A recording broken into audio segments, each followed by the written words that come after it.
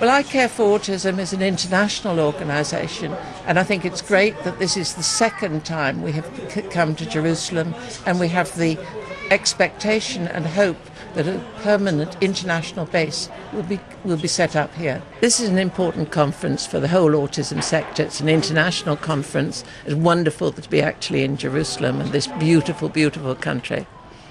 And what do you think is like the main thing, or the main few things that it's important for people to come out of this conference understanding?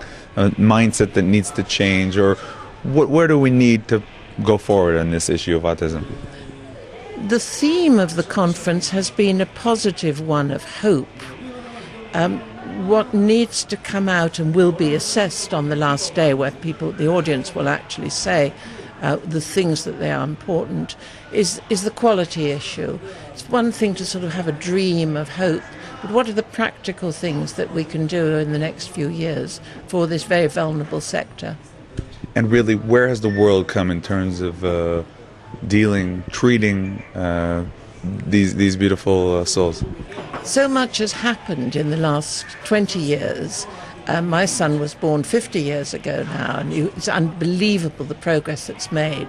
And the next few years are going to be equally, as we begin to understand what autism is as distinct from what it looks like, and we shall know then how to intervene, how to value the skills of the autistic community, and how to move forward generally.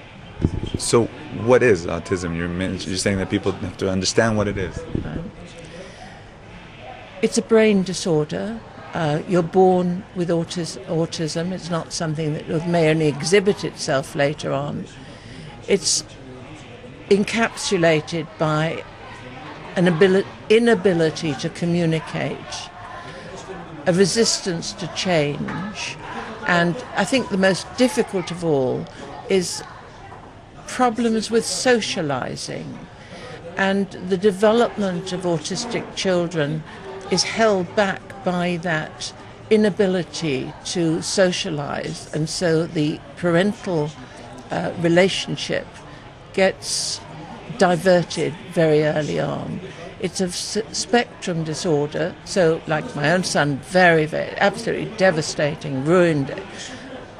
But they're also very bright people with autism, on the autistic spectrum, who are studying computer science at the university here, or are creating new businesses. It's perplexing to understand, and we're just at the beginning to see through. You mentioned your son. Really tell us about your personal connection to this issue. I think most philanthropists have their lives triggered by some personal biographical detail, and I'm an IT person, and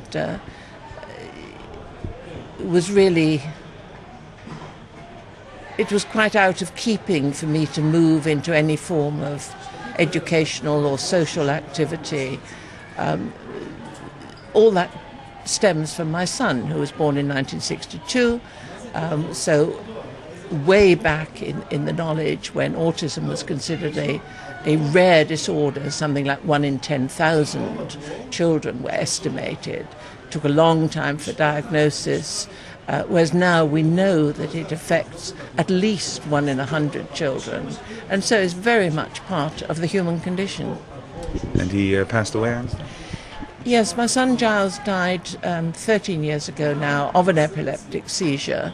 And when you look what happens, he achieved a dignified, if sheltered, life in the community and did really very well for his disability.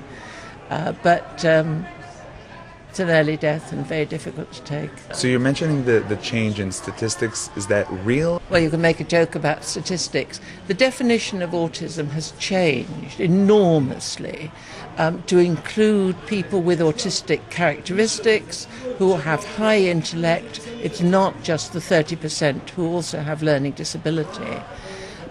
The diagnosis has become, the awareness is such that the diagnosis is much better. People are no longer institutionalized, they're no longer considered as ineducable, and so the numbers have come up. But to refer to an epidemic or a pandemic is really unhelpful. These people have always been here as part of society. It's just we've learned to value them.